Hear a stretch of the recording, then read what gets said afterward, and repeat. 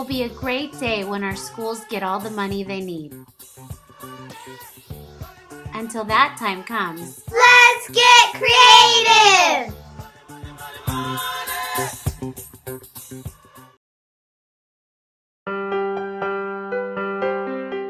Mark Keppel became a visual and performing arts magnet back in 2010 with the Magnet Schools Assistant Program grant.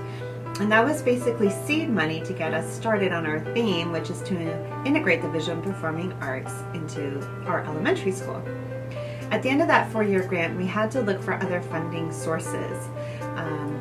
This was during a time when a lot of education budgets were cut considerably, so schools were really looking at their parent foundations to help fund these extra programs. And so at the time, the principal was Lisa Sondergaard, and we wrote an Arts and Education Model Development and Dissemination Grant. This was a federal grant that is awarded to schools that are looking for ways to integrate the Common Core ELA and math standards into the visual and performing arts. And we wrote the grant as a way to get more funding for our visual and performing arts programs. This grant funds our residencies with music center artists. So it's always important to look for different funding opportunities for any school, ways to bring in additional personnel, supplies, materials, expertise, and at Mark Keppel and Toll, it just really made sense to bring in an arts grant.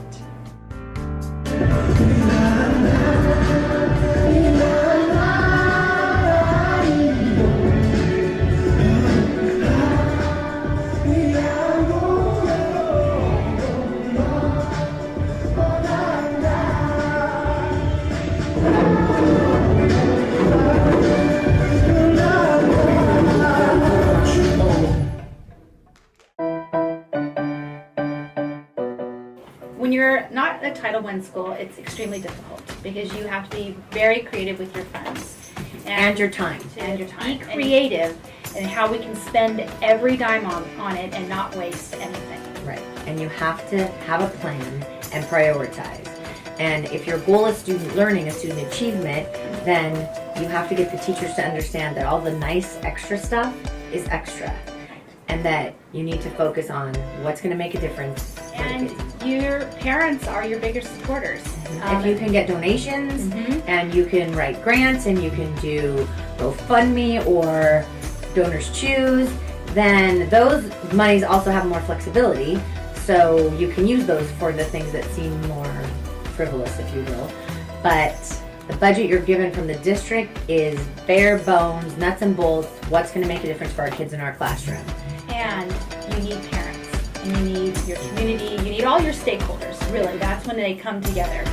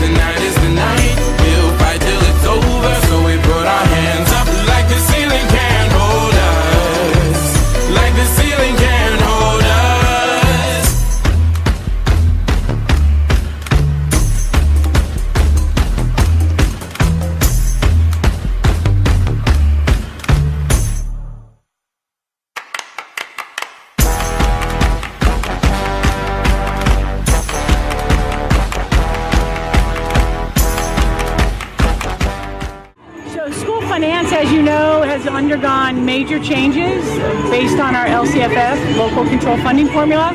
First time in 40 years in education that we've even thought of funding schools differently. So what that basically means is schools that have higher poverty, low income, English language learners, foster homeless youth get additional money above and beyond the base. It's called supplemental concentration. So one would say those schools with those populations get more money to meet the needs of the kids. Makes sense.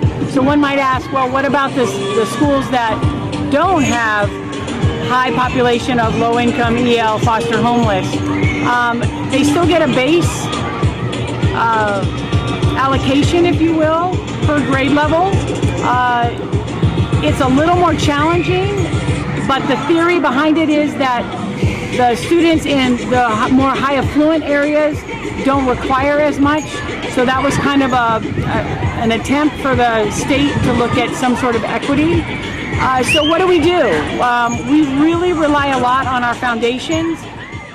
We have our Glendale Ed Foundation, who raises a lot of money to keep sports, robotics. I know that robotics was a huge donation from our Glendale Ed Foundations. A lot of our schools have PTAs and foundations that give back to the community, and we rely on that. LCFF, LCAP, make it all blend, and remember, always do what's best for kids, and you will never go wrong.